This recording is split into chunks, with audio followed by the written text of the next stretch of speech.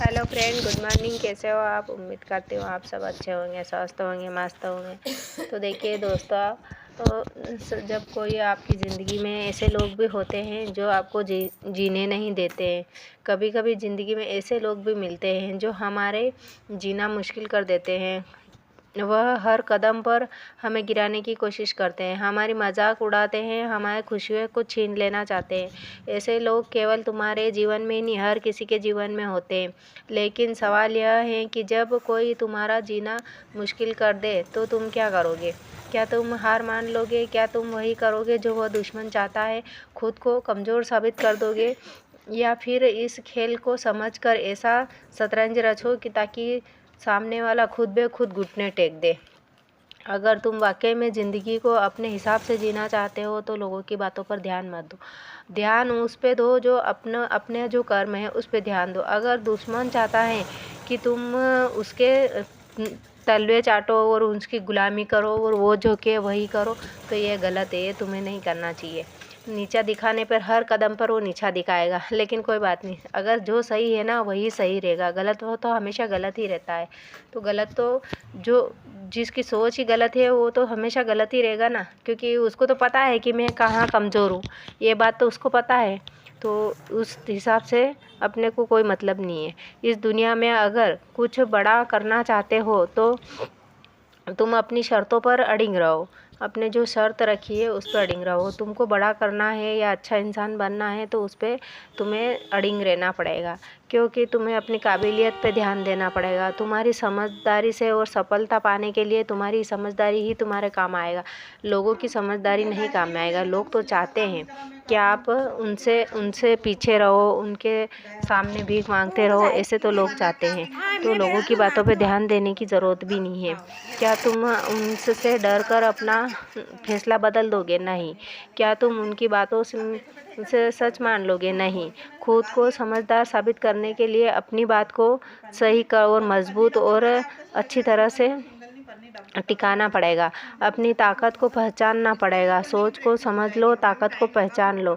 देखो, अपन सोच हमेशा ऐसी ऊंची रखो जो अपने को समझ में आती है। सोच जैसा सोचोगे वैसा मिलेगा। अपनी सोच हमेशा बड़ी रखो। जब बड़ी सोच रखोगे ना तो सब कुछ अच्छा मिलेगा। अगर तुम ऐसे ही छोटी छोटी बातों पे ध्यान दोगे ना तो तुम्हारी बातों को कोई सुनने वाला ही नहीं मिलेगा और कोई ध्यान नहीं देगा। तो देखिए दोस्तों, हम गए थे यहाँ पे थैलियाँ लेने, तो भाभी का फ़ोन आया था, बोले माल आ गया है तो ले आओ। तो मेरे को तो आती है बनाना, लेकिन एक और भाभी थे मेरे साथ में, उनको नहीं आती है। तो ये है वहीं पे है, वो बता के सिखा रहे थे सिल के ना कि ऐसे सिलना है आपको। तो ये वो खुद ही बना के बता रहे हैं, तो ये इस तरीके से सिली जाती है। तो मुझे तो आता है, तो मैंने तो पहले बना रखी है, तो मुझे तो कोई दिक्कत नहीं है। बट वो क्या है कि उनको नहीं आती है, तो थोड़ा बता मेहनत तो करना पड़ेगा। वो बेचारी बहुत परेशान है, बहुत दुखी है। उनके मतलब घर में यहाँ तक कि उसके पास में पैसे ही नहीं रहते हैं, पैसा कोई देता नहीं। तो मैंने ही कहा कि चलो मैं दिला लाती हूँ तुमको थैलियाँ, और मेरे पास भी काम नहीं है तो मैं भी थैलियाँ ले आती हूँ, सिलेंगे। अपन कवर लेके आ जाते हैं। तो साड़ी के कवर मिले थे हमको, तो ये कवर लेके आ गए हम और सिलेंगे। देखो मेरे पास आज सिलाई नहीं थी तो मैं लेके आ गई और सिलने बैठ गई। क्या तो देखो कल तक तो मेरे पास कहीं से सिलाई आ ही जाएगा।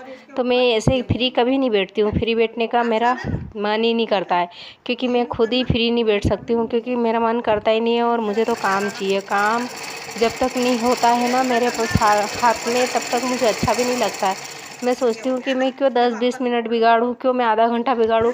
वो कोई औरतें बहुत चाहती है कि मेरे पास में बैठना, बातें करना, लेकिन मैं खुद ही नहीं बिठाती हूँ। और मुझे टाइम पे पहुँचना है, टाइम पे काम करना है।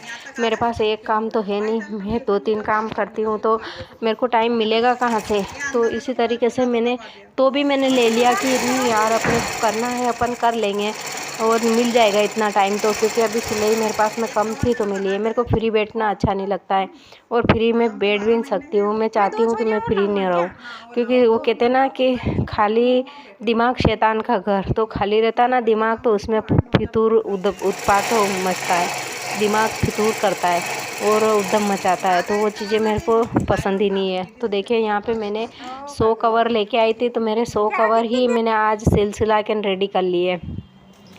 क्योंकि मैं बोल रही बहुत आसान है, बहुत आसान। औरतें कहती है कि आसान वैसान, ऐसा कुछ नहीं है। एक बार अगर चल गई है ना मशीन तो धड़ धड़ धड़ धड़, मतलब 3 गिर्री भरी मैंने, 3 बार गिर्री भरी, 100 कवर कंप्लीट हो गए। और क्या, इसमें तो फुल 5 नंबर का टांका चलता है, बड़ी सिलाई लगती है और बहुत ही अच्छा काम है। घर में बैठ के कोई भी औरतें कर सकती है ये काम और पैसे कमा सकती है। तो उन भाभी को भी मैंने दिला दिया है काम, तो देखते हैं वो कैसा करते हैं। अच्छा करेगा तो हमेशा से साल भर के लिए मिल जाएगा उनको। और वो जो देते हैं वो तो कह रहे थे कि साल भर करो, ये 12 महीने वाला काम है, ऐसा काम तो है नहीं। तो दोस्तों करना पड़ता है। ये मैंने सब इतने सारे बना लिए। अब मैं इनकी कटिंग करूँगा और कटिंग करने के बाद में फिर इनमें नीचे पेपर जोड़ के ना ऊपर प्लास्टिक लगानी है। थोड़ी सी मेहनत तो लगती है। देखो कौन सा भी काम करो बिना मेहनत से नहीं होता है, मेहनत तो करना पड़ेगा। और तुम सोचो कि सब सीधा सीधा मिल जाए तो ऐसा तो नहीं मिलेगा। तो दोस्तों दुनिया से लड़ना है, दुश्मनों से लड़ना है, उसके बाद अपना काम भी करना है और घर में भी लड़ना है। ऐसी बात नहीं, घर में भी लड़ना है, क्योंकि बिना लड़े तो किसी की रोटियां हजम होती नहीं है। तो बाय फ्रेंड, मिलूँगी अगले वीडियो में।